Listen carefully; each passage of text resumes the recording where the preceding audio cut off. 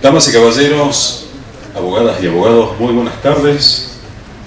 Bienvenidos al inicio de las jornadas de discusión sobre la reforma procesal penal de Córdoba, organizadas por el Colegio de Abogados de Córdoba, por el Poder Judicial de la provincia de Córdoba, también por el Ministerio Público Fiscal de esta provincia, y el Instituto de Estudios Comparados en Ciencias Penales y Sociales, INECIP. Agradecemos especialmente la presencia de las máximas autoridades representativas de los organismos organizadores de estas jornadas. Están presentes también en este inicio los directores de esta capacitación, el doctor Maximiliano Orlando García y Patricia Soria, además de la coordinadora del encuentro, la doctora Ivana Rossi. Para ustedes muy buenas tardes y gracias por su presencia. Están presentes también los expositores de este día, ya presentes aquí en el escenario. Son los doctores Sebastián López Peña, vocal del Tribunal Superior de Justicia de Córdoba, y el doctor José Gómez Demel, fiscal adjunto del Ministerio Público Fiscal de esta provincia. Así también nos acompañan quienes a posterior van a tomar la palabra, el doctor Marcelo Jaime, quien es defensor oficial del Poder Judicial de esta provincia, y Gonzalo Rúa, director del INECIP. Para dar inicio a las jornadas vamos a escuchar las palabras de apertura y de bienvenida que van a ser brindadas por el presidente de este Colegio de Abogados de Córdoba. Escuchamos al doctor Héctor Oscar Echegaray. Buenas tardes, muchísimas gracias a los que han colaborado, que han coorganizado con este colegio estas jornadas, especialmente también a los directores de nuestra Sala de Derecho Procesal Penal, a los expositores, el doctor López Peña, el doctor Gómez Demel.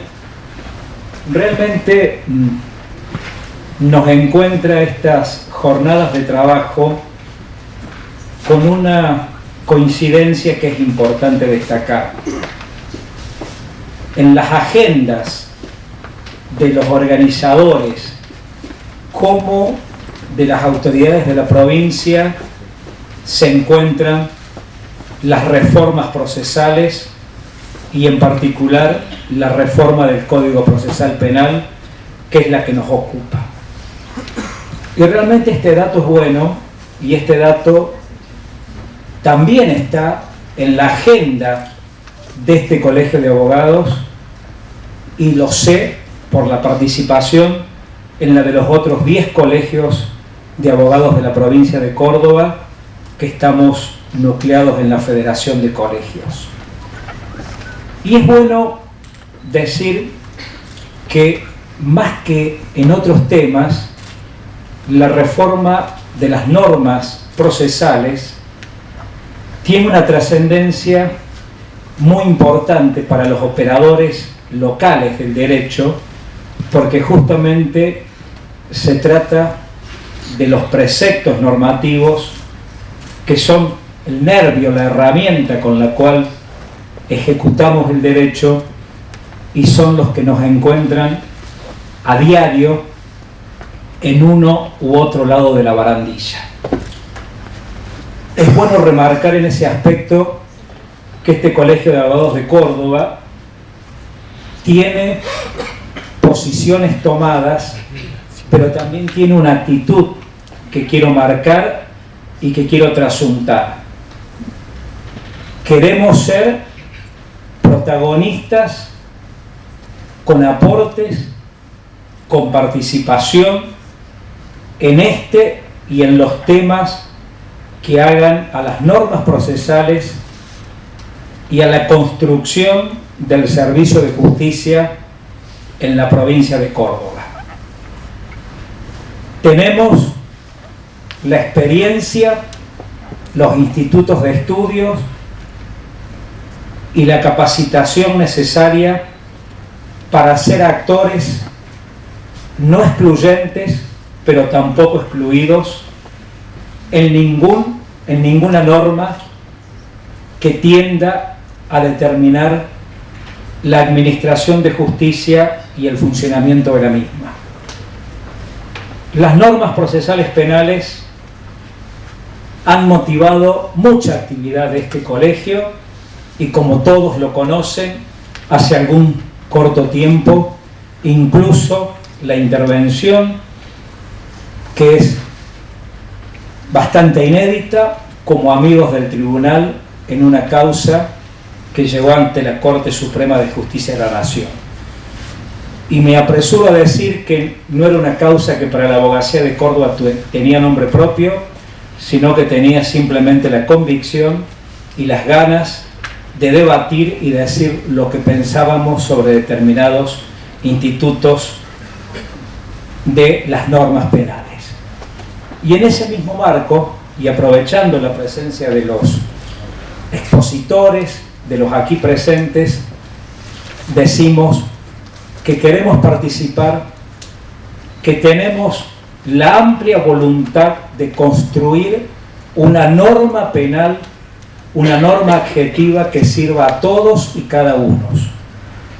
No nos lleva la intención de lograr consensos apresurados, pero tampoco nos vamos a situar en disensos simplemente caprichosos. No estamos interesados en una reforma penal únicamente defendiendo los legítimos intereses de aquellos a quienes representamos, que son los abogados. También nos ponemos en la alforja de obligaciones la de brindar a la sociedad cordobesa un servicio de administración de justicia cada día mejor y que nos permita a todos identificar un adecuado servicio de justicia con una adecuada calidad de vida. Como anfitrión y como uno de los anfitriones, exhorto a que justamente la construcción plural de las normas, de los aportes que hagamos a la nueva legislación que se dicte, sea hecha con una tolerancia que permita que no nos enojemos, no nos enfrentemos, sino que como hombres de derecho construyamos los disensos de los cuales no me caben dudas que van a salir los consensos y las convicciones profundas para mostrar a la sociedad destinataria última y al justiciable de nuestros esfuerzos normas que puedan persistir en el tiempo y que puedan servir para los fines que han sido creados. En este marco, siempre con la mejor buena voluntad y buena fe, van a encontrar a este Colegio de Abogados de Córdoba, a sus autoridades y a quienes, como los integrantes de nuestras salas de estudio, construyen jornadas como estas, y estamos siempre a disposición para aportar lo que sea menester.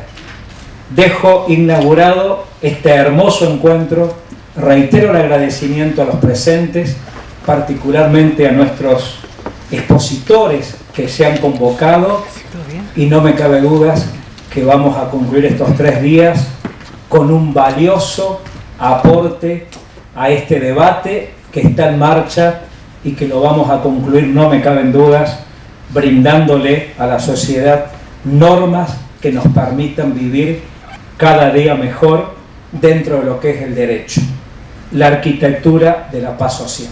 Gracias y bienvenidos a este Colegio de Abogados.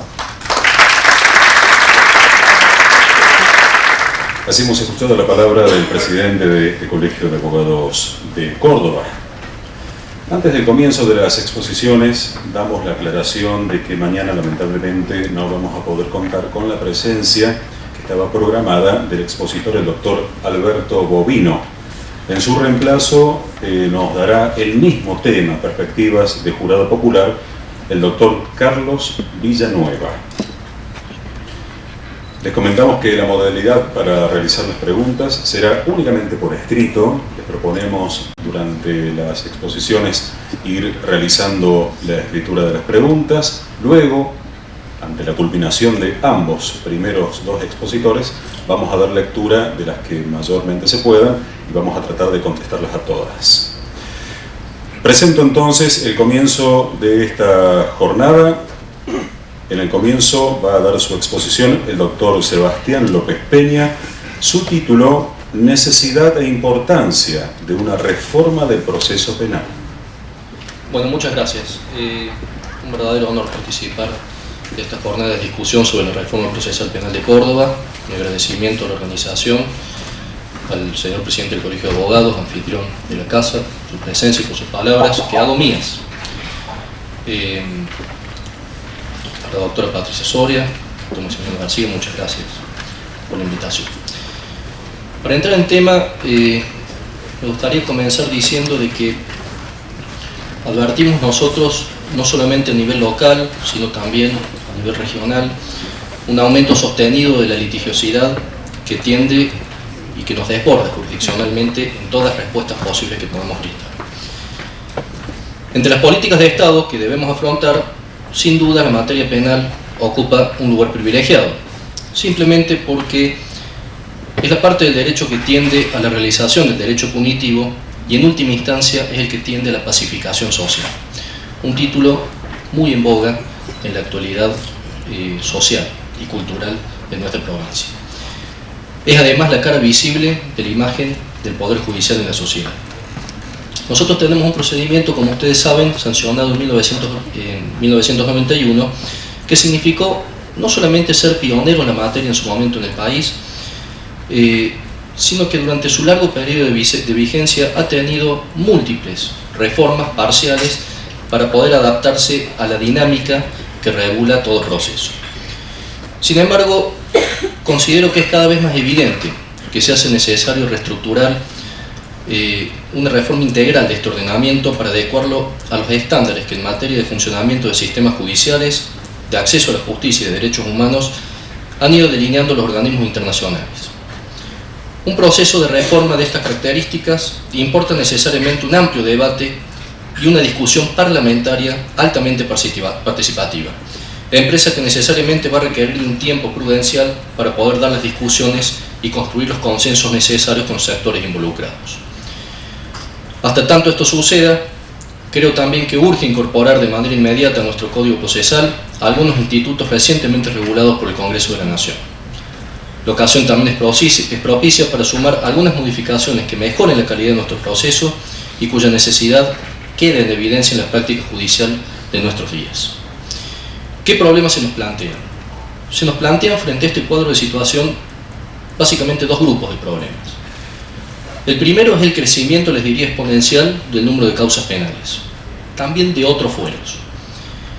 Y ese crecimiento no va acompañado por el mismo número de tribunales que pueda hacer frente a esa demanda. De manera tal de que la brecha se va ampliando cada vez más entre lo que es la oferta y lo que es la demanda.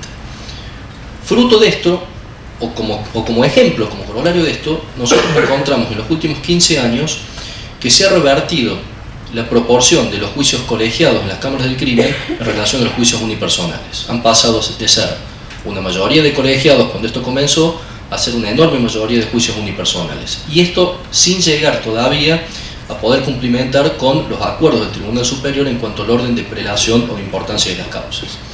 De manera tal de que también lo podemos ver dentro del Tribunal Superior con el aumento exponencial de los recursos de casación que llegan. De manera tal de que nosotros tenemos cada vez mayor número de causas y un incremento, les diría, casi ínfimo de tribunales que ha ido acompañando a ese número de causas. Fruto de ello, podemos encontrar, por ejemplo, en la primera circunscripción judicial, que recién ahora se está poniendo en funcionamiento la Cámara 13 del Crimen, creada por ley en el año 94. Contamos con los mismos números de juzgados de control y únicamente en el caso de las fiscalías de instrucción y a través de los foros especializados, las fiscalías especializados, se ha ampliado ese número en más o menos en un 30% desde el inicio de la vigencia de la ley. Esto es una parte del problema. La otra parte, quizás consecuencia de esto, es la cada vez mayor selectividad en el número de causas o en el tipo de causas que se instruyen penalmente. Este proceso de selectividad, que no es un problema autóctono, existe en el mundo, está estudiado por los dogmáticos y por los prácticos del derecho, aquellos que han llamado en Europa el derecho penal del enemigo, tratando de convalidar, digamos, o asociar esta selectividad al tipo de gente a la cual se le aplica el derecho penal o del espectro sociocultural de la sociedad al cual se le aplica. Para nosotros, además de ser un problema del cual no podemos evadirnos, también se aplica en función de las necesidades jurisdiccionales, de manera tal de que es un dato de la realidad de que se seleccionan los casos que el Poder Judicial puede dar respuesta. Las circunstancias de esta práctica condicionan y mucho el análisis teórico que podemos hacer, análisis teórico que va a ser previo a cualquier reforma, por supuesto.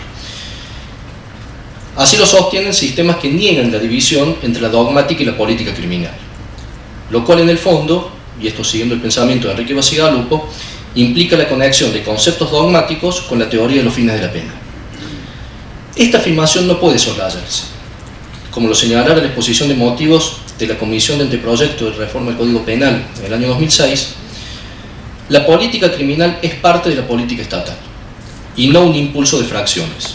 De hecho, importa reconocer que es parte de la política social y que su planificación no puede prescindir de las medidas económico-sociales destinadas a reducir el fenómeno de la criminalidad.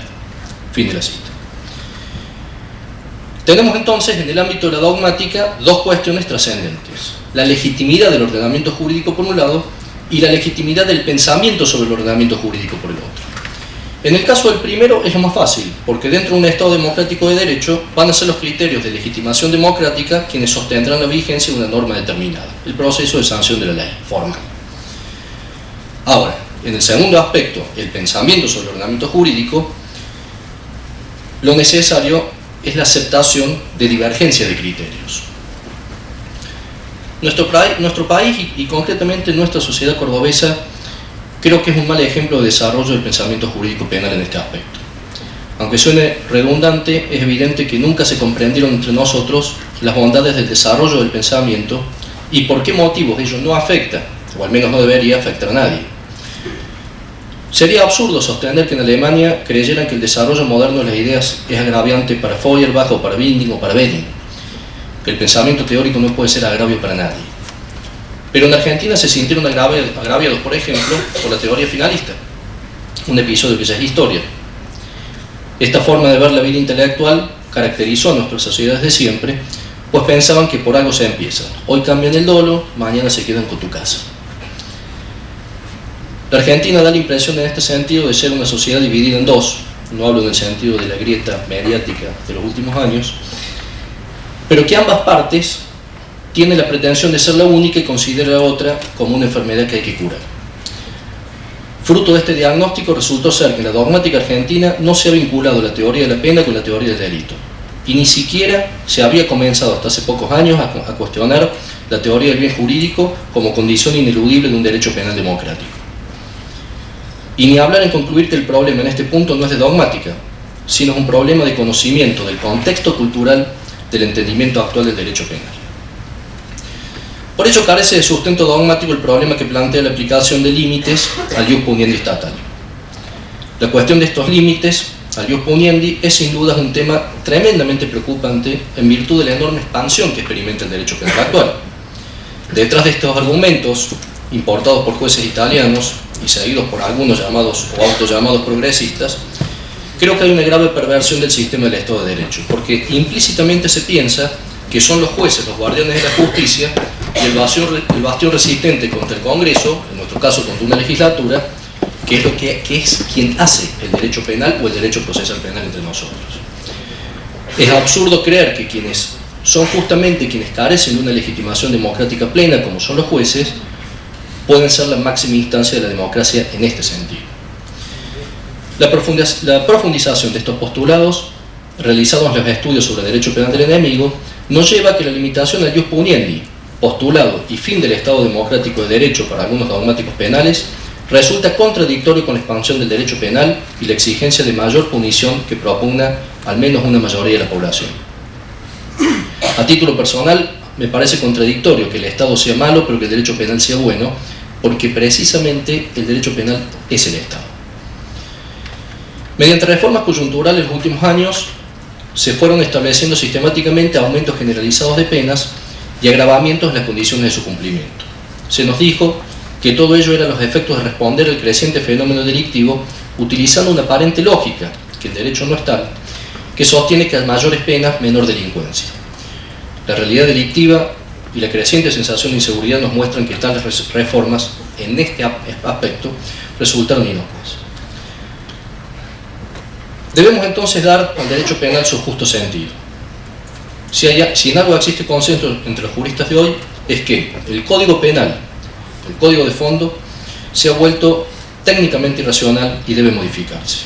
De allí los últimos procesos de reforma que han vivido en la última década. Resulta imprescindible comprender que la aplicación de la ley penal es el último eslabón de una cadena que comienza en los antípodas de ella, donde la salud, la educación, el trabajo y el bienestar no se conciben como parte de un concepto de seguridad.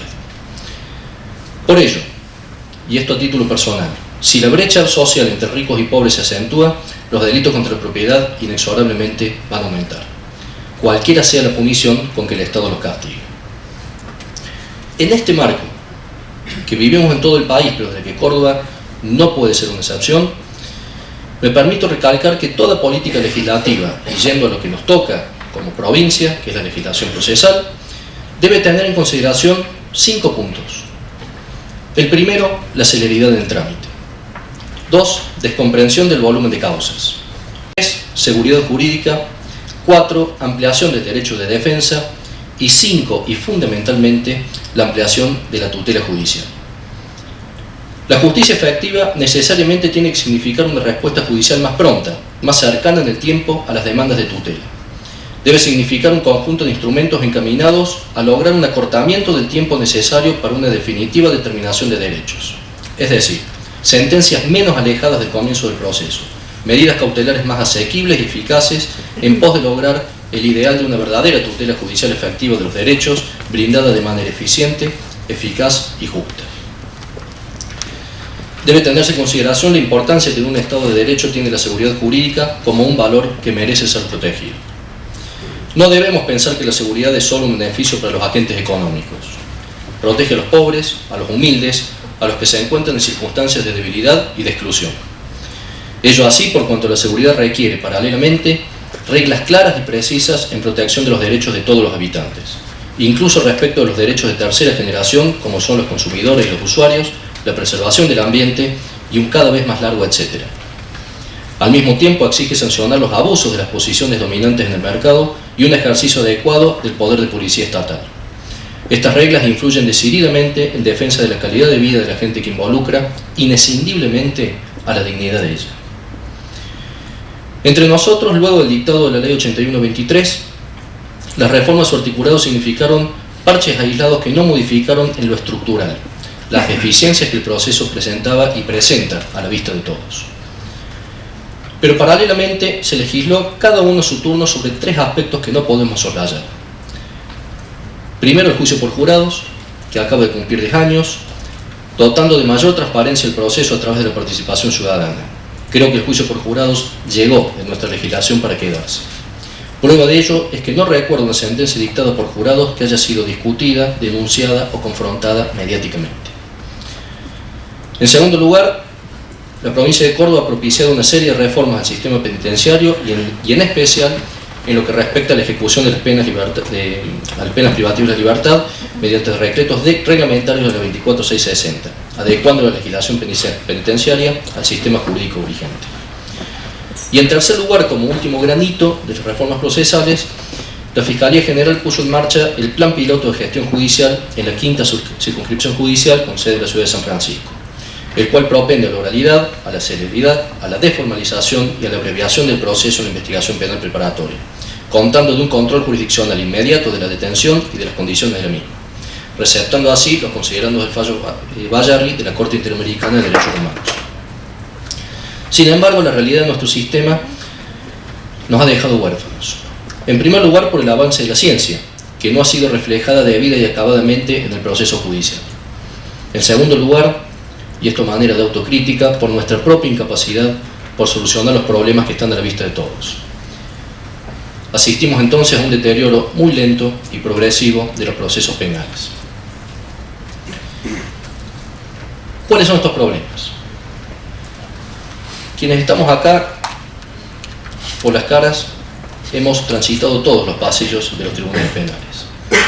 Los problemas los podemos plantear sectorialmente, los podemos plantear dogmáticamente, los podemos plantear constitucionalmente, los podemos plantear desde la praxis jurídica. Pero creo que si hacemos un largo listado de problemas, en la gran mayoría de ellos vamos a coincidir que el problema existe. Bienvenidas entonces las palabras del presidente del colegio.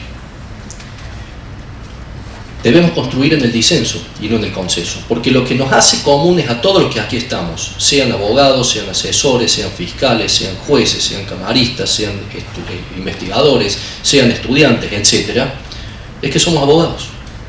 Todos hemos pasado por la facultad de abogacía.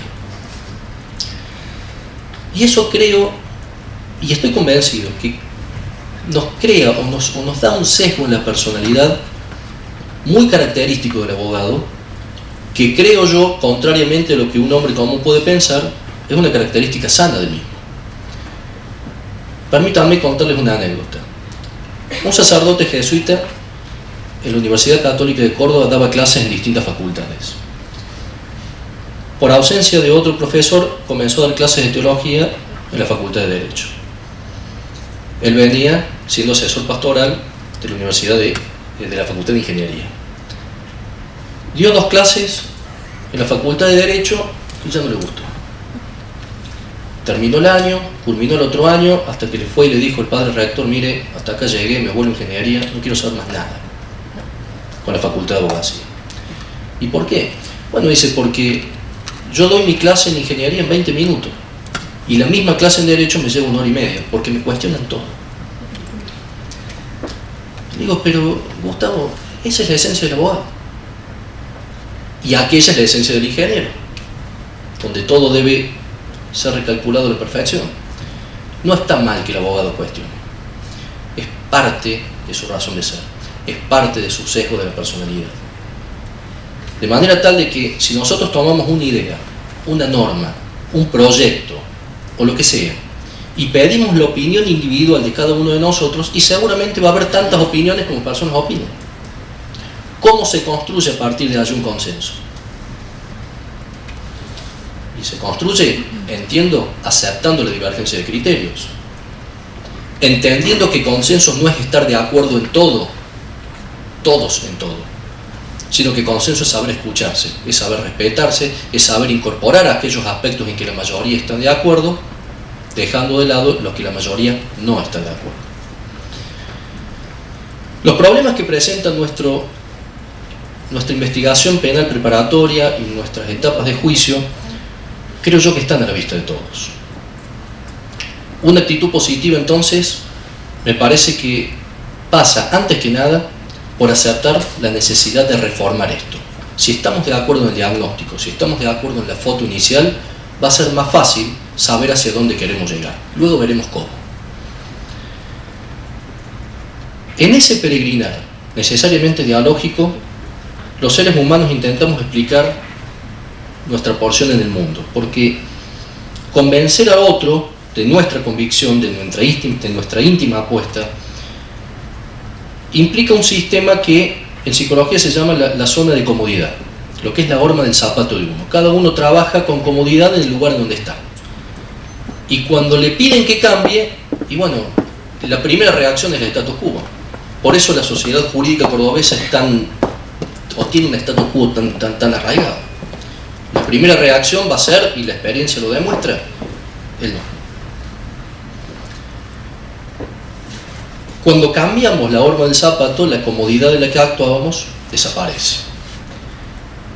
Estos miedos y estas incertidumbres creo que hay que perderlos. ¿Cómo? Por empezar, creo que toda reforma debe ser leída y comprendida en su contexto, pero fundamentalmente debe ser analizada intrínsecamente, esto es, analizada a partir de su contenido. Y esto está en plena consonancia con una necesidad que indica el título de este panel. ¿Cuál es la necesidad y cuál es la importancia de un proceso de reforma del proceso penal? ¿Qué tenemos entonces? Tenemos un doble desafío. Un desafío es ponerlo a partir del acuerdo de que muchos actores de nuestra sociedad, yo les hablo no desde la posición que hoy ocupo, sino como ex director de reformas procesales de la provincia, cuando el Ministerio de Justicia convocó al Colegio de la Federación de Abogados, a la Asociación de Magistrados y a las principales universidades de Córdoba a discutir sobre la necesidad de reforma. Ese proyecto, que quedó viejo allá por el año 2010, incorporaba sin embargo muchos aspectos que 6 años después siguen estando vigentes, o la necesidad de su reforma sigue estando vigente. Debemos entonces pensar a mediano plazo en un cambio general, en poder determinar si es este el mecanismo que tenemos para poder llegar a los objetivos que nos planteamos. Los objetivos están claros, la foto está clara. No podemos aumentar, y esto es un dato de la realidad, no podemos aumentar el número de tribunales de la misma forma proporcional al aumento del número de causas. La realidad económica y presupuestaria de la provincia, del país o de cualquier organización estatal nos lo impide. No podemos hacer que baje el número de causas. O en todo caso, si hacemos que baje el número de causas, las soluciones no vienen de dentro del proceso penal, que estoy convencido que vienen muy de afuera. La única variable que nos queda es el proceso. Y si tenemos que reformar el proceso, entonces nos tenemos que sentar los mismos actores en el marco de una discusión que, creo yo, debe darse en el lugar en donde la organización democrática así lo exige: el Parlamento, el Congreso, la legislatura. No obstante ello, ya trabajamos nosotros sobre una especie de avance de proyecto que incorpora aquellas reformas que son las más urgentes, las más necesarias, aquellas sobre las que hay casi una plena coincidencia en su problemática. ¿En qué consiste? La mayoría de ustedes lo habrá leído. En primer término, regula expresamente los criterios de disponibilidad de la acción penal conforme a los parámetros que ha incorporado la ley material. Saben ustedes que la ley 27.147, hace ya casi un año, reformó el Código Penal incorporando de manera amplia la disponibilidad de la acción penal, a través de aplicación de criterios de oportunidad como nueva causal de extinción de la acción penal pública, pero deja librada a las legislaturas locales su reglamentación. En armonía con la nueva regulación de la ley sustantiva, el proyecto que se discute ha incorporado reglas de disponibilidad de la acción penal claras, similares a las que pueden encontrarse en los ordenamientos procesales que ya han legislado al respecto. La aplicación de estos criterios se fija como una potestad exclusiva y excluyente de los representantes del Ministerio Público, ya que en virtud del artículo 171 de nuestra Constitución, a este organismo corresponde la decisión sobre las prioridades de persecución penal, además de ser legalmente el titular de la acción penal pública. Esta es una de las modificaciones más trascendentes y urgentes de este proyecto, ya que se deja parcialmente atrás el principio de legalidad que imperaba sobre la actividad persecutoria estatal. Así se acentúa la diferenciación de roles procesales acorde al sistema acusatorio constitucional, otorgándole al Ministerio Público una herramienta para poder definir verdaderas prioridades de la persecución penal, en miras a aumentar la eficacia de su trabajo y mejorar el servicio de justicia. De esta manera, y bajo el control de las partes, se transparenta un fenómeno por todos conocidos que sucedía en los hechos informalmente y sin ninguna posibilidad de control de legalidad, aquella selectividad de la que hablaba recién. Por otro lado, se amplía el espectro del derecho de defensa de las personas sospechadas, permitiéndole a quien es investigado penalmente ofrecer pruebas aún antes de cualquier imputación. Esto viene a regular un aspecto que ya era admitido en la práctica para ciertos supuestos, como en el caso de las pericias que se practican con intervención de las partes previo a decidir cualquier atribución penal. Vendría a ser una ampliación de lo regulado en el artículo 80 de la ley ritual. Se regula legalmente entonces la posibilidad también de que en ciertas tareas auxiliares intervengan personas designadas por las partes para actuar como asistentes, entre los cuales se incluyen los consultores técnicos o expertos en alguna ciencia o algún arte. Igualmente, y con la finalidad de favorecer la efectiva defensa en juicio, se modifica la forma de computar los plazos de los actos procesales que se contarán de la forma prevista por el Código Procesal Civil de la provincia de Córdoba, es decir, en días hábiles. Hay que hacer un sinceramiento de la realidad en este punto. Esta norma, que ya también es una norma que data de aquel anteproyecto del año 2010, muy solicitada fundamentalmente por los abogados y fundamentalmente por los abogados que litigan en el interior de la provincia en varias sedes judiciales, es una cuestión, les diría, casi de sentido común. Implicaba una enorme injusticia. Lo dije cuando era abogado y lo repito, no voy a borrar como juez con el código que escribí con la mano. Implica una enorme injusticia que el plazo sea fatal para la parte y sea ordenatorio por el tribunal, máxime cuando la mora de los tribunales es, ustedes lo conocen, muy superior, digamos, a los plazos que la ley le brinda. Eso implica que se vuelve abstracto o falso aquel argumento que habla de la celeridad del proceso. Apurando a una de las partes a presentar un recurso, no logramos de que el recurso se pueda resolver con anticipación. Lo único que hacemos es darle a esa parte un plazo fatal, que muchas veces por el propio vértigo de la actividad profesional, en el caso de los abogados, se vuelve un contratiempo para poder expresar verdaderamente los agravios, cuando luego el tribunal toma meses, semanas o quizás más de un año para poder resolver. Dentro de las novedades también que se introducen mediante esta reforma parcial, debe destacarse la diversificación de los medios para registrar los actos procesales, que además de ser por escrito podrán también serlo por imágenes o sonidos en soporte magnético cuando resulte pertinente. Así se vuelve más dinámica la realización de estos actos, se abrevian los tiempos procesales al tiempo que se logra un registro más fidedigno de aquellos. A modo ilustrativo, cabe mencionar que el desarrollo de ciertos actos esenciales de la investigación preparatoria, como es el reconocimiento en rueda de personas, por ejemplo, pasarán a registrarse a través de videograbaciones, lo que permitirá sin duda asegurar un registro más exhaustivo y genuino de todo el evento probatorio. Algo que quienes litigan en cámaras del crimen muchas veces sufren y pelean en relación a los actos brindados por escrito en el momento de la instrucción. Con el doctor Gabriel tuvimos alguna contrapartida en algún momento en este punto. Quizá lo que, a título personal, junto con la incorporación de las reglas de disponibilidad de la acción, me parece lo más trascendente de esta reforma parcial, es que el dictado de la prisión preventiva deja de ser una facultad del Ministerio Público Fiscal y pasa a ser una decisión jurisdiccional a cargo del juez de control. Se redefinen así los roles propios de un sistema acusatorio conforme al mandato constitucional. En segundo lugar, se introduce la audiencia oral como metodología de resolución. Esto asegura la inmediación del juez con las partes y la concentración del acto procesal, abreviando notablemente el tiempo que toma la resolución del medio de coerción más gravoso que prevé la ley procesal. Es también la primera cuña de oralidad que se introduce en la investigación penal preparatoria, algo a lo que creo, cuando podamos discutir ya más a fondo una reforma integral, necesariamente en vísperas de la celeridad o en aras de la celeridad, debemos propender la oralidad en todo el proceso. Algo que los civilistas también están insistiendo y mucho para el proceso civil.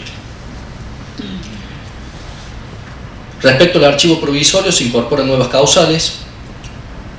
Esto es cuando resulta evidente que el hecho no se cometió y cuando no se ha podido individualizar al autor o partícipe del hecho, o si fuera manifiesta la imposibilidad de reunir elementos de convicción que permitan acreditar el hecho. Los mecanismos procesales existentes no contemplan estos supuestos que en la práctica quedan sin respuesta.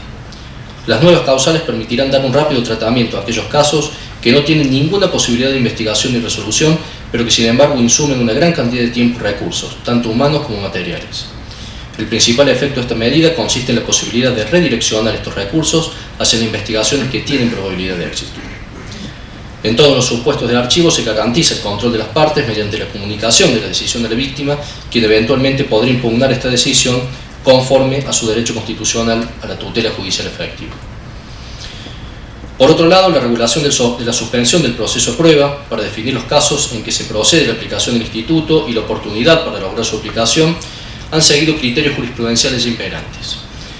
Novedosamente se introduce la posibilidad que la aplicación del instituto sea requerido no solo por el imputado o su defensor, sino también por el representante del Ministerio Público Fiscal. Se contempla la posibilidad de su proposición durante toda la etapa preparatoria, hasta los actos preliminares del juicio y hasta el vencimiento del término para ofrecer prueba. Por otro lado, se incorporan innovaciones en la regulación del juicio abreviado. En el sistema que se propone, el representante del Ministerio Público, el defensor y el imputado tienen amplias facultades para fijar las condiciones del acuerdo que someterán ante el tribunal, el cual solamente ejercerá un control de legalidad sobre el acuerdo arribado por las partes. En el caso que existan varios coimputados de un mismo hecho delictivo, se regula normativamente la posibilidad de llevar adelante el juicio abreviado respecto de uno o de varios de ellos, con la aceptación de los cargos que formule el Ministerio Público. También se incorpora la posibilidad de que aquellos recursos de apelación que versaran sobre la libertad del imputado sean resueltos en audiencia oral con participación de todas las partes, afirmándose aquí lo antes expuesto en orden a la oralidad, a la contradicción, a la inmediación y a la celeridad.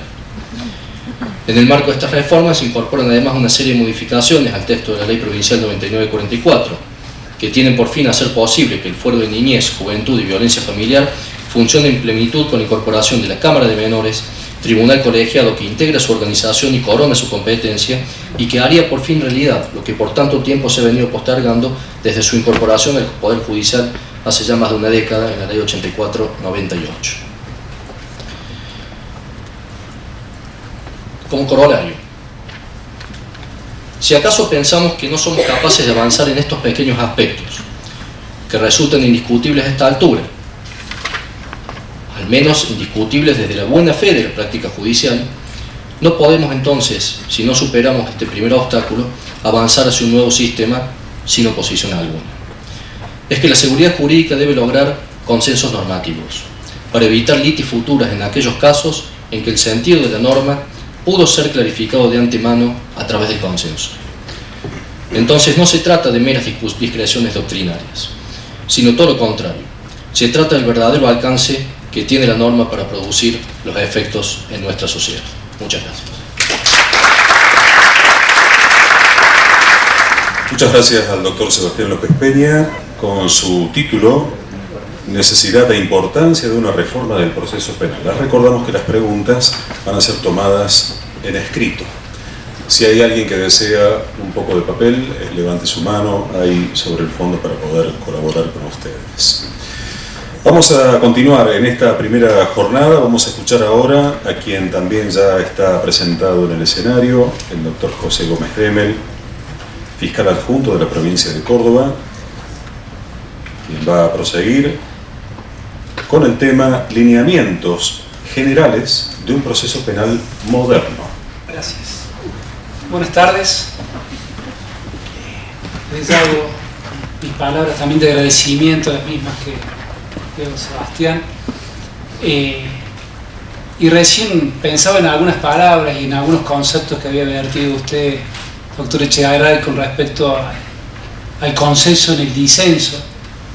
Miraba a un miembro del Tribunal Superior, presidente del Colegio de Abogados, miembros del Poder Judicial y abogados litigantes, representantes también del Ministerio Público. Y no puedo dejar de recordar una anécdota que viví cuando viajé a Costa Rica para ver el sistema judicial de Costa Rica, que realmente tiene un sistema sumamente interesante. Cuando llegué el primer día, que teníamos una larga jornada, me entero que dos cordobeses estaban en la apertura de un congreso allá mismo en San José de Costa Rica, era el doctor Pérez Barberá y el doctor Maya. Una conferencia que duró 3 días, una excelente conferencia. Y era en el Colegio de Abogados. Cuando llego al Colegio de Abogados me doy con la sorpresa que el Colegio de Abogados nucleaba a los abogados litigantes y a los funcionarios judiciales. Cosa que me fue difícil de entender, muy difícil de entender, pero realmente representaba los intereses de ambos.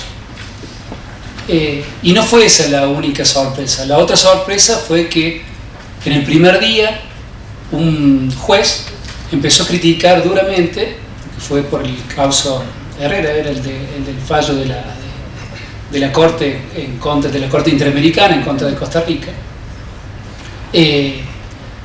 criticaba fuertemente la Sala Constitucional.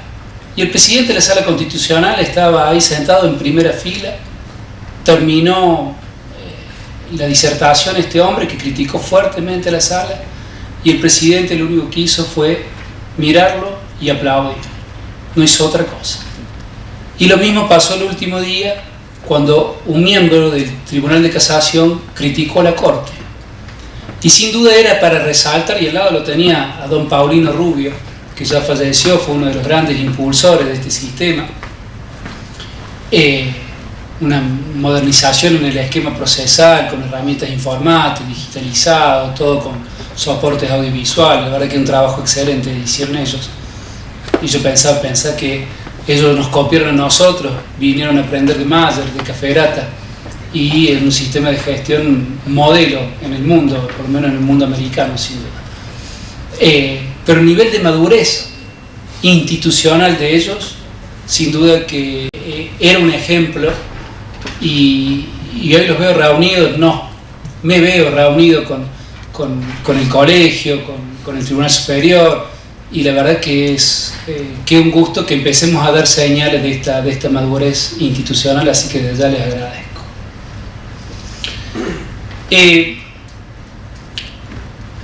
Quería empezar con esta frase: la realidad nos pasó por encima. Quizás algunos se ofendan, quizás otros se molesten, pero en realidad la única finalidad es provocarlos. Es provocarlos para que empecemos a quebrar ciertos paradigmas, para que empecemos a observar juntos una realidad y empezamos a entender que hoy el servicio judicial no satisface la demanda social. Esto está analizado, está comprobado y está corroborado en el mundo entero. Este tipo de sistemas no contiene la demanda social y no la contiene más del 5% de la conflictividad penal. Lo máximo que saca este tipo de sistemas en cualquier lugar en el mundo, lo máximo que puede llegar a abordar es el 5% del conflicto penal como conflicto social. Con este sistema y en estas condiciones, como dijo el doctor López Peña, no hay presupuesto que alcance. Por más que se incremente, no hay forma de contenerle. Este sistema ha fracasado, sin duda que ha fracasado. Y también ha fracasado porque creo que no hay objetivos claros en el diseño institucional y en el diseño organizacional del sistema del servicio judicial. Y acá es donde debemos hacer la primera pregunta para saber a dónde vamos y qué es lo que queremos. Y la primera pregunta es: ¿cuál es la demanda social que debe atender el sistema de justicia? Y que creo que acá hay que avanzar con un razonamiento muy simple, que el doctor López Peña también lo ha expuesto, quizás desde un punto de vista doctrinario. Yo lo voy a hacer un poquito más simple. Pero la Constitución organiza la República con 3 poderes claramente: ejecutivo, legislativo, judicial.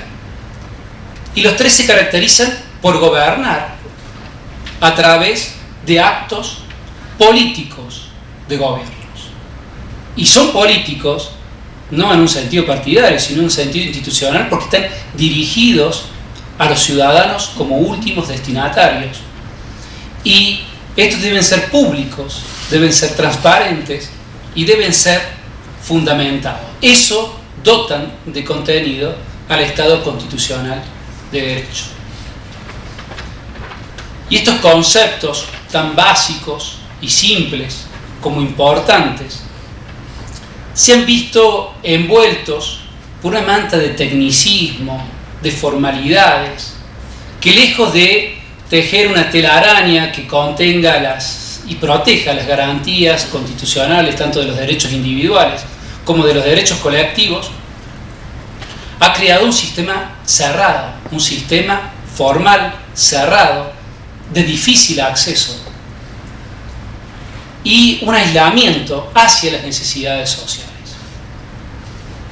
En cierta forma podemos decir que usando la bandera de la garantía constitucional, el formalismo le ha puesto cerrojo al 95% de los conflictos penales como conflictos sociales. Y esto debemos corregirlo. Es una obligación reivindicar al Poder Judicial como un poder de gobierno. El Poder Judicial, sin duda, y todos sus operadores, y en esto yo siento que estamos todos comprometidos, es calificado como poco comprometido con la sociedad. ¿Por qué? Porque el diseño del sistema estuvo hecho para otra época, estuvo hecha para otras realidades, y estuvo incluso armado en otro sistema de gobierno. Esto viene en sistemas desde las monarquías mismas. Nosotros tenemos resabios institucionales dentro del servicio judicial que datan de aquellas épocas. Y eso no nos deja ver que los actos de gobierno, vuelvo a repetir, tiene como último destinatarios a los ciudadanos. A ellos nos debemos, ya que ellos son los portadores de la demanda social. Hasta hoy, el proceso penal es considerado como actos graduales, progresivos y concatenados, bla, bla, bla, bla, bla. Que lo que único que llega es a la pena. Es lo único que se ve del proceso penal. Es una mirada pequeña, es como ver por el hueco. Yo siempre me olvido del PowerPoint, de una cerradura. Es como ver por ahí. Estamos viendo el conflicto penal, queremos ver conflicto a la puerta, nos estamos viendo únicamente por el hueco de una cerradura. El proceso es línea, es forma y es burocrático. ¿Qué es lo que hacemos hoy? Nosotros imprimimos trámites. Viene el conflicto, se le da trámite, tiene un proceso lineal, formal, burocrático, incidental, etcétera, etcétera. ¿Para qué? Para llegar a la pena solamente en el 5% de los casos o un sobreseguimiento, ¿no es cierto?, en su caso. Esa es la disyuntiva, no más de eso. Pero para salir de esta mirada y para ir hacia la otra, ¿no es cierto?, hacia la mirada del conflicto, necesitamos pensar la estructura del servicio judicial en base a sus objetivos y funciones. No podemos planificar una acción de gobierno sin pensar en los objetivos y en las funciones institucionales. ¿Y cuál es el objetivo del Poder Judicial? ¿Cuál es la función? ¿Cuál es la finalidad del servicio que prestamos? En esto lo voy a definir simplemente. El servicio de justicia es una institución compleja a través de la cual se gestiona la conflictividad penal. Parece simple, pero sin duda que abordar esto no es nada así. Nuestra función, vuelvo a decir, no es tramitar causas. Nuestra función no solo es ser intérpretes y garantes de las leyes, de las constituciones y de las leyes que en su consecuencia se dictan. Nuestra función es una función de gobierno. Es una función en donde debemos gestionar los conflictos como conflictos sociales, y sin duda que la demanda social es compleja, es variada, porque la sociedad es compleja y conflictiva. De por sí la sociedad tiende al conflicto, tiende al caos, por eso es la norma. Y nosotros debemos satisfacer esta demanda social, que es brindar paz a la sociedad, solucionar el conflicto como tal.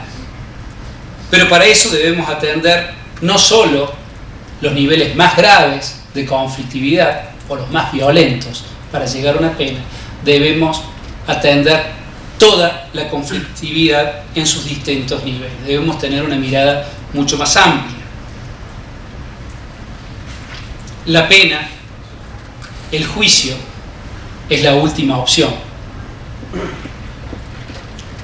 Hoy, sin duda que el proceso también se vuelve ineficiente porque es sumamente formalista, tiene un entretejido de actos formales a los fines, siempre con la bandera de la garantía, ¿no? Pero siempre estamos hablando de un extremado proceso formal e incidentista para poder resguardar estas garantías constitucionales, lo cual hace que más del 90%, hasta podrías decir que estamos cerca del 95% del recurso humano que tenemos, está dedicado a armar el expediente, está dedicado a la burocracia del trámite que se le imprime para solucionar un conflicto penal. Entonces, sin duda que es imposible. Y esto nos lleva a replantearnos varias otras cuestiones que más adelante voy a hacer hincapié. Pero para dejar de ver el conflicto a través de este lugar tan estrecho y poder abrir la puerta a la conflictividad, necesitamos reemplazar entonces el objeto limitado que hoy tiene el servicio de justicia penal, que es el proceso lineal, por un sentido amplio, gestionando la conflictividad y buscando una eficiencia, teniendo siempre como índice la demanda social. Debemos para eso modificar la lógica de trabajo y debemos modificar la lógica de respuesta.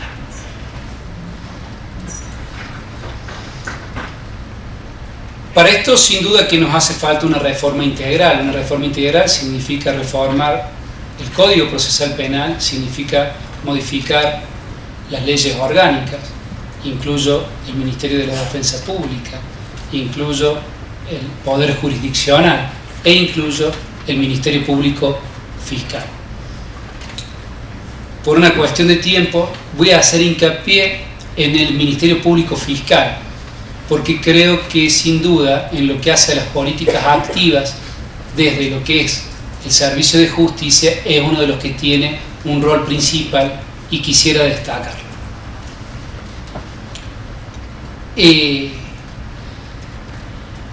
Hoy, dentro de los 4 grandes objetivos, estamos en este proceso, ¿no es cierto? Tenemos una política reactiva, porque reaccionamos ante el conflicto y lo único que buscamos es la pena. Lo que estamos proponiendo en esto es algo que ya estamos trabajando, recién algo acaba de expresar el doctor López Peña, con respecto a la otra parte reactiva, que es con respecto a la alternativa de la pena, que sin duda también tiene un mix de política activa esto, ¿no? Y voy a hablar específicamente sobre la activa, más allá de mencionar algunas cuestiones sobre lo que debemos mejorar a nivel de lo que es la política reactiva. Con respecto, voy a hacer un enunciado, hay muchísimos expositores que van a hablar ya sobre esto en forma mucho más detallada y dejo que ellos lo desarrollen. Voy a hacer simplemente un enunciado. Lo que debemos mencionar, lo que debemos mejorar en lo que es la política reactiva es principio de oportunidad, que es la selección legal y transparente de los casos que el Ministerio Público Fiscal, como titular de la acción penal, debe perseguir. Hoy muchos cuestionan este principio de oportunidad.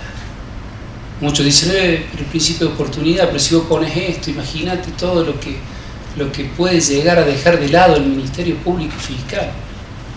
Y yo lo que digo, a ver, hoy, en forma fáctica, sin ninguna resolución, sin ningún signo de transparencia, el Ministerio Público Fiscal o los juzgados resuelven qué dejar dentro de un cajón y qué no. Entonces, a ver, ¿qué cuestionamos del Ministerio Público, del principio de oportunidad? O sea, lo que estamos diciendo es que vamos a instrumentar una herramienta para transparentar y legitimar el accionar del Ministerio Público Fiscal como titular de la acción penal, mostrando a la sociedad qué elige para acusar y qué no. Esto sin duda también dota de eficiencia al Ministerio Público como tal. La oralidad sin duda es una herramienta procesal magnífica. Ya el doctor Rúa sin duda va a hacer una exposición brillante sobre el tema, pero uno de los puntos es la desformalización, la transparencia, la inmediación, mayor garantía, etc. El sistema adversarial, sin duda que también es un tema que hay que dar este salto cualitativo y completar lo que son los códigos procesales de segunda generación, dándole un verdadero carácter adversarial al código actual, y la diversidad de respuestas mediante la mediación, la conciliación, la oportunidad, los mecanismos simplificados. No dejo de mencionar también, a mi criterio es fundamental que se trabaje sobre la doble instancia. En Córdoba tenemos una doble instancia fáctica, porque la instrucción penal preparatoria pasó a ser como una primera instancia y la segunda instancia pasó a ser el juicio. Esta es la realidad. Y nos haría falta una verdadera revisión de doble instancia con un tribunal abocado a eso, o con un colegio de jueces, que es otra de las cuestiones, digamos, para discutir a lo largo de este congreso. Con respecto a las políticas activas que debe enfrentar el Ministerio Público, hay dos cuestiones principales que hay que poner el foco, ¿no es cierto?, con respecto a las políticas activas. Uno son los conflictos sociales como tales y otros los fenómenos criminales, que sin duda uno no deja de ser parte del otro. Pero lo que tenemos que hacer es no solo abordar el caso a caso como tal, sino empezar a tener una mirada más amplia y tener objetivos a mediano y a largo plazo. Una mirada macro que nos permita abordar el fenómeno delictual complejo, que hoy sin dudas se ha magnificado, ¿no es cierto?, la complejidad de lo que son los fenómenos delictuales a través de distintas herramientas, el tema de las redes sociales, el ciberdelito. Hay fenómenos sumamente complejos, y en esto el Ministerio Público Fiscal no puede seguir atendiendo de acuerdo a lo que entre por barandilla. Debe diseñar políticas criminales para empezar a tocar desde el origen lo que es el fenómeno criminal, para poder tratar de evitar que varios fenómenos criminales empiecen a aumentar y agarrarlos únicamente cuando estos ya han sido cometidos y cuando ya lo tenemos dentro, digamos, de lo que es el litigio. Entonces, para esta mirada macro y para poder implementar estas políticas, es necesario una política interinstitucional. Y acá vamos sobre otro tema, otro paradigma que hay que romper, digamos, más allá de la independencia del Poder Judicial. Es fundamental que el Poder Judicial interactúe con los otros poderes y con las organizaciones no gubernamentales, las organizaciones intermedias, las organizaciones vecinales, etc. Debemos también instalar en la agenda pública de gobierno las políticas criminales predeterminadas.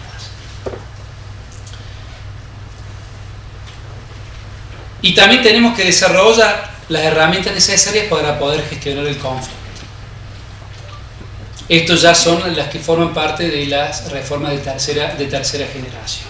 Sobre los desafíos del Ministerio Público, el primer desafío sin duda es un desafío de tipo organizacional. Para esto nos hace falta una nueva ley orgánica, en donde deje de ser reflejo de lo que es el poder jurisdiccional. Sin duda tenemos un perfil absolutamente distinto, el perfil del juez que el perfil del fiscal. Son perfiles completamente distintos. Si yo a alguien le pregunto por qué las fiscalías o por qué la fiscalía fue organizada de la forma que fue organizada, yo creo que nadie tiene una respuesta para esto. ¿Por qué una fiscalía tiene la misma organización que un juzgado? No hay una razón. ¿Por qué seguimos con la figura del secretario? ¿Por qué 3 prosecretarios o en el interior 2 o 1? A ver, no hay una razón clara. Se ha hecho en base a réplicas, en base a costumbres, en base a diseños tan viejos que creo que nadie puede determinar ni el origen sobre esto, ¿no? Y esto sin duda que hay que cambiar. No podemos seguir hablando de fiscales naturales. A ver, nosotros tenemos una unidad de actuación como tal. Diseñamos políticas de gobierno para poder seguirla, y para eso necesitamos compartimentos estancos de fiscales, cada uno con su criterio independiente. A ver, el criterio independiente lo tiene que tener el juez. Nosotros como fiscalía tenemos que tener políticas de persecución. Nosotros somos parte, al igual que la defensa, con otros objetivos sin duda, y con necesidad de organizaciones específicas cada uno. Pero lo que debe hacer el Ministerio Público es organizarse en equipos que sigan un lineamiento, una política criminal prediseñada desde el Ministerio Público. Entonces, tenemos que abandonar la teoría del fiscal imparcial y tenemos que acabar con los compartimentos estancos dentro del Ministerio Público Fiscal.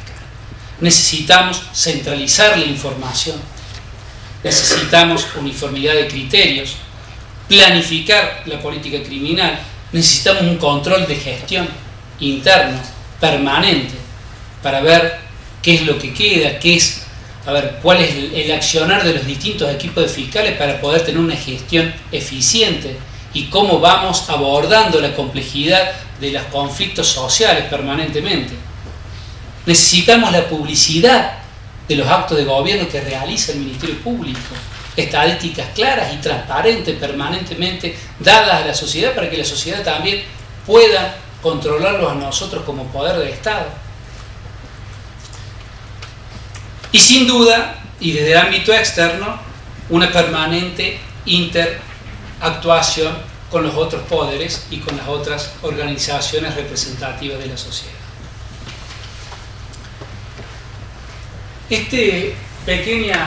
Dos columnas, en realidad lo que he querido hacer es aplicar los puntos en donde hoy trabaja el Ministerio Público Fiscal sobre lógica del caso, acción penal, corto plazo, parte en el proceso del Ministerio Público, la investigación y litigio estratégico, pero con una mirada micro, y el escenario en el que se mueve el procedimiento penal. A esto, sin quitar eso, le sumaríamos la lógica del caso a caso, la acción institucional como tal, a la acción penal el interés social, la mediación, el trabajo a mediano y a largo plazo, el actor, el Ministerio Público no solo como parte en el proceso, sino como actor institucional, la mirada del caso a caso, sumarle una acción y planificación estratégica, y al escenario en el cual hoy se mueve, que es el procedimiento penal, sumarle lo que es la participación en la sociedad y la comunidad. Sin duda que cada uno de estos puntos es para explayarse y hablar, pero me parece que cualquier cosa lo dejamos para las preguntas que ustedes tengan. Como conclusión, lo que quisiera decir es que, para que la realidad no nos pase por encima, necesitamos una decisión política de los tres poderes. Necesitamos una participación de las organizaciones intermedias, como es el Colegio de Abogados, como es la Asociación de Magistrados, como son las universidades, para tomar esta decisión política que es la llave para que podamos abrir y empezar a tomar decisiones políticas de otro estilo y poder abordar la conflictividad penal, para poder diseñar políticas activas y políticas reactivas y captar las necesidades sociales y gestionar el conflicto. Para que la realidad no nos pase por encima, necesitamos sí o sí una reforma integral en un esquema organizacional en donde las expectativas de la sociedad frente al conflicto no se basen en estas viejas instituciones, en estas viejas culturas, en estas viejas rutinas que ya son obsoletas. No se puede construir un nuevo Ministerio Público Fiscal en base a estas viejas estructuras y estas viejas costumbres. Como dice Binder, hay tres conceptos en el cual se debe construir el futuro: conocimiento, planificación estratégica y un permanente ajuste y mutuo ajuste entre las instituciones. Sin duda que es una tarea sumamente difícil. El otro día veía un programa en el que expresaban cómo se saludaban la tribu de los zulúes. El primero que saluda dice, te veo, y el segundo dice, acá estoy. Y yo creo que la sociedad hace rato está diciendo, acá estoy. Es tan simple, pero es tan sabio el saludo. Es el reconocimiento de la existencia como tal.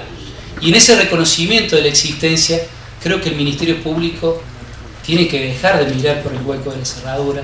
Creo que el Ministerio Público tiene que sacarse la venda de los ojos, dejar la tortuga que tiene debajo de su pie y no usar la espada como la única herramienta para poder aplicar el derecho penal. Creo que tenemos que empezar a ver la conflictividad social y empezar a decir, te veo. Gracias. Bien, las gracias también para el doctor Gómez Demen por su exposición. ¿Alguna de las personas presentes tiene preguntas? Bien, quería plantear lo siguiente. La anécdota que usted contó respecto a lo que le pasó en Costa Rica me hace reflexionar acerca de que los jueces que están ahí se bancan esa situación, estaban ahí, se bancan esa situación porque tienen un nivel de cultura jurídica, sería que les permite hacerlo. Me parece a mí que en la Organización de Justicia de Córdoba, que es, como usted lo dijo, claramente conservadora,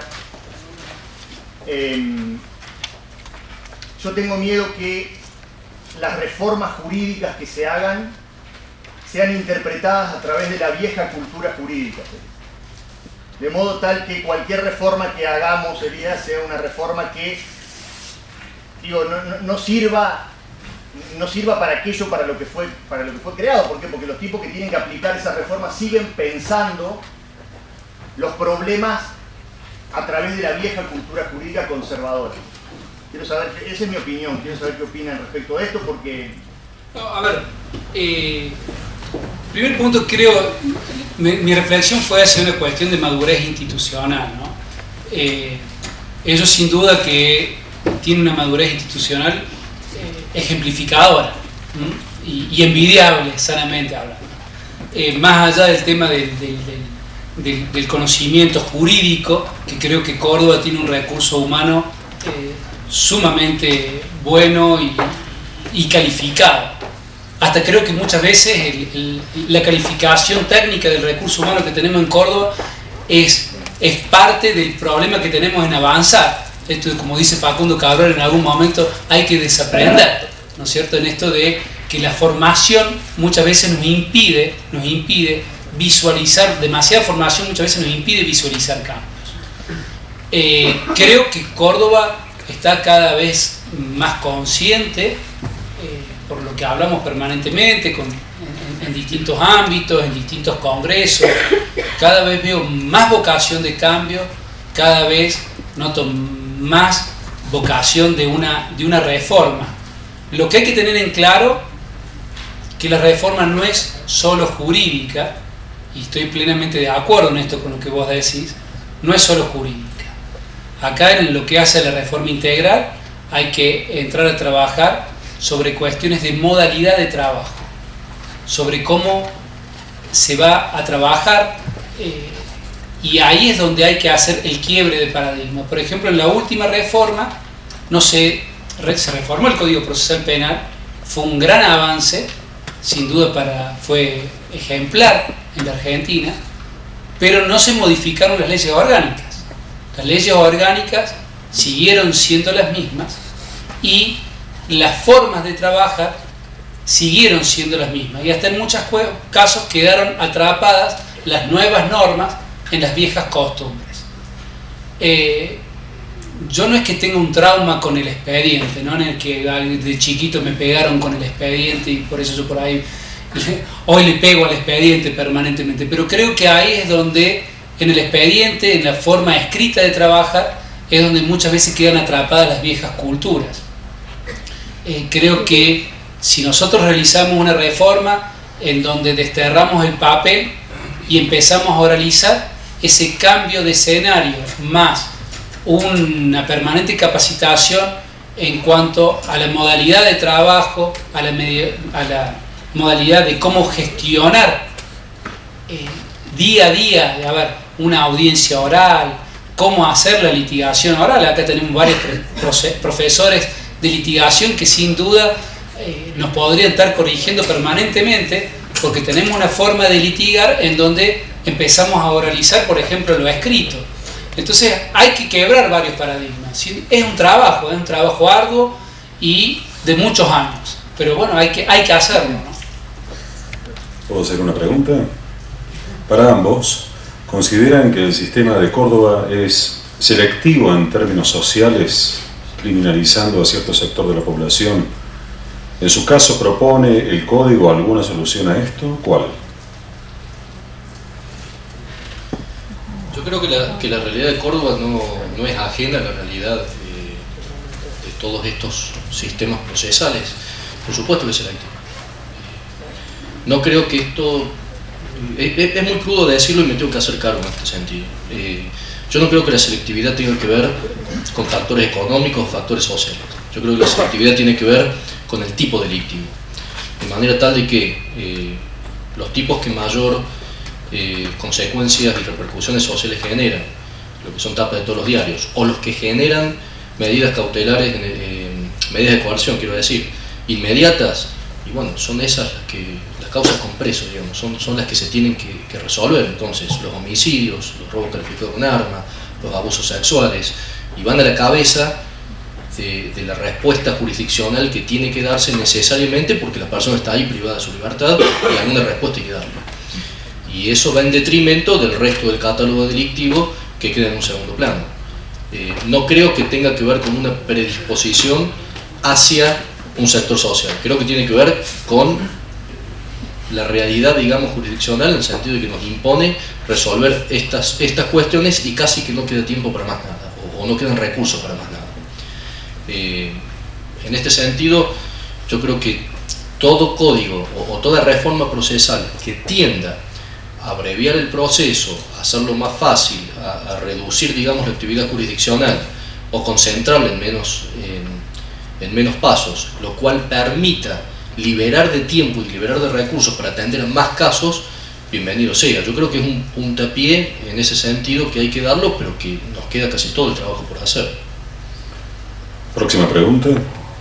Pensando en una reforma íntegra, ¿acaso no sería importante el cambio ¿acaso no sería un importante cambio que el Ministerio Público Fiscal fuera un órgano extrapoder, o al menos no estuviera dentro de la misma órbita del Poder Judicial? ¿Lo ven posible en un futuro cercano? A ver, el tema, yo voy a ser muy sensato en esto, voy a ser casi un sincericidio, pero a ver, a nivel constitucional, si está dentro en la Constitución provincial, afuera, si hace falta una reforma constitucional, eso no hace, digamos, es una cuestión más formal que otra cuestión, es un tema de presupuesto y de caja. Esto es así de simple, digamos. Digamos, una organización es independiente si maneja su propio presupuesto y si maneja su propio recurso. Cuando no lo tenga, no lo tiene. Yo en esto, digamos, tengo un pensamiento, y esto es a título personal, no lo hablo ya como miembro del Ministerio Público. Creo que sí, pero estoy convencido de que el Ministerio Público necesita una independencia desde el punto de vista económico, desde el punto de vista para tomar sus propias decisiones, ya que tiene un perfil aparte absolutamente distinto a lo que es el ámbito jurisdiccional. Son dos perfiles distintos, dos necesidades distintas. El Ministerio Público Fiscal necesita tener un perfil mucho más ejecutivo, y las necesidades de los jueces son otras. Aparte deben tener su división, si no se empiezan a mezclar el rol de uno con el del otro. O sea, a ver, hay muchísimos fundamentos, pero sin duda estoy convencido de que eso, por lo menos eso es lo necesario. Siguiente pregunta.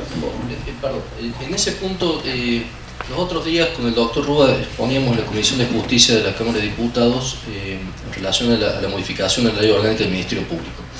Y allí cité una anécdota que valga también como homenaje al doctor Jorge de la Rúa, a su legado y a su obra, en donde él contaba casi anecdóticamente cómo fue la inserción del Ministerio Público en la Constitución Nacional. Ministerio Público que es en la Nación, Ministerio Público Fiscal y Ministerio Público de la Defensa, ¿no? Y él explicaba que la inserción del Ministerio Público no era en el proyecto de la misma forma en que salió en la Constitución del 94, sino que regulaba la duración, la facultad, las posibilidades de remoción, etcétera, etcétera. Todo lo que hoy el Congreso está discutiendo. Y que en virtud de la voluntad del bloque mayoritario de la Convención Constituyente del 94, llegaron al último día de la Convención en que era posible que la Comisión Redactora pudiera hacerse eco de las incorporaciones, y él cuenta que con el doctor Alfonsín habían consensuado a las 5 de la tarde del último día una norma que fue tal como salió, muy escueta, y donde dijeron, bueno, por lo menos dejemos que el Ministerio Público quede dentro de la Constitución y que no quede nada allá afuera. Entonces cuenta cómo tanto el Ministerio Público como el reconocimiento de los derechos de los pueblos originarios fueron los últimos temas incorporados en la Convención Constituyente del 94. ¿A qué viene esta colación? Sin duda que la Nación tiene un respaldo constitucional que en Córdoba no tenemos, y que esto podría requerir, quizás desde el punto de vista jurídico, una reforma constitucional que yo no la vería en malos términos. Ocurre que también la posibilidad de maduración acá Marcelo Jaime va a hablar seguramente de la autonomía y la independencia de la defensa penal, a la cual yo siempre adherí. Creo que también los datos de la realidad nos superan un poco, porque decía José recién, nos supera por las posibilidades presupuestarias, por las posibilidades políticas incluso, etcétera, etcétera. Pero fue casi anecdótico la inserción del Ministerio Público como figura extrapoder en la Constitución del 94. Yo creo que requeriría de un trabajo muy pormenorizado que lamentablemente no veo que todavía se haya empezado a dar en la provincia. Próxima pregunta: si realmente es importante la democracia, ¿no debería ser la legislatura la que delimite los criterios de oportunidad?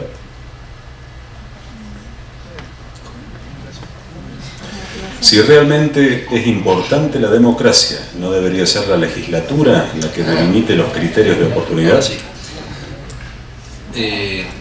Todo proyecto de ley debe discutirse en la legislatura. Lo que yo advierto es que en muchas discusiones respecto a leyes tan técnicas como esta, la discusión casi que se agota antes de que el proyecto sea enviado. Es decir, hay comisiones, se juntan comisiones, opinan, se consensúan textos y se envían. Yo no creo que sea el caso tanto de este anteproyecto como de lo que vendrá, en donde esto se vaya a aprobar a libro cerrado. Yo creo que el ámbito de discusión, es decir, podemos consensuar los puntos.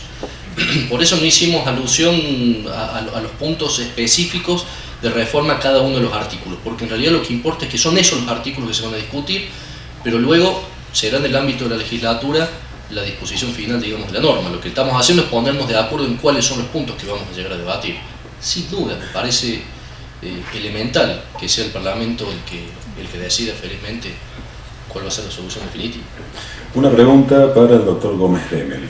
Dentro del diseño de la reforma para Córdoba, ¿qué papel se da o qué consideraciones hay sobre las fuerzas de seguridad, teniendo en cuenta que en la práctica marcan la mayoría de las veces el inicio de las actuaciones y hacen a la selectividad encubierta? A ver, yo tenía preparado en realidad cuando justamente planteaba el tema de la interactuación o del manejo interinstitucional del Ministerio Público Fiscal, tenía pensado decir un par de ejemplos que se me pasaron por alto. Por ejemplo, en el tema de desarmaderos, nosotros hicimos un trabajo que sin duda, bueno, más allá de que fui parte, terminamos muy contentos por los resultados que pudimos alcanzar. En esto hicimos un trabajo primero con el Poder Legislativo, adhiriéndose a una excelente ley nacional que nos permitió abordar el conflicto de lo que era el robo de sustracción y de la sustracción de automotores, atacando la comercialización ilegal del robo de automotores en la última parte de la cadena de comercialización, que sería la venta en los desarmaderos. A partir de ahí diseñamos una estrategia con el Poder Ejecutivo, con la fuerza de seguridad, y armamos toda una lógica distinta de trabajo y una interactuación con la policía de la provincia de Córdoba, hasta implementamos sistemas nuevos para hacer un acta de allanamiento, por ejemplo, ¿no? Es decir, a ver, son centenares y miles de piezas las que se secuestraban, entonces incorporamos lo que son las filmaciones, no hacía falta hacer una descripción en el acta de cada pieza, imagínense volúmenes de toneladas, en un año secuestramos 600 toneladas de hierro y compactamos eso.